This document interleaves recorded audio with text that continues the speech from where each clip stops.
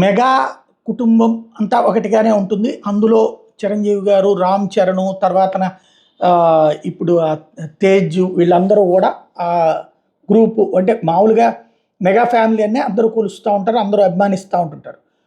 ఈ అభిమానులు వాళ్ళ వాళ్ళ సినిమాలను ఎంకరేజ్ చేస్తూ ఉంటాం. ఇవన్నీ నడుస్తూ ఉంటుంది. సరే సక్సెస్ ఇవి ఉంటాయి, ఫెయిల్యూర్ ఉంటాయి. అందరూ చూసినా కూడా కొన్నిసార్లు ఫెయిల్ అయినవి ఉంటాయి. మిగతా జనం కూడా చూడాలి కదా! వాళ్ళ అభిమానులే కాకుండా అట్లాంటప్పుడు ఫెయిల్ అయినవి ఉంటాయి, సక్సెస్ అయినవి ఉంటాయి. బట్ ఆ కుటుంబం అంటే ఆప్యాయత, ప్రేమ ఉంటూ ఉంటుంది.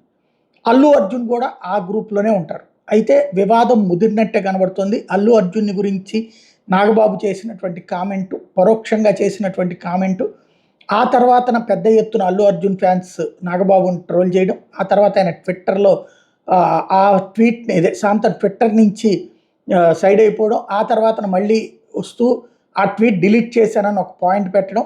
అయితే ఇప్పుడు తాజాగా వినబడుతున్నది ఇది ఎంతవరకు వాస్తవమో తెలీదు.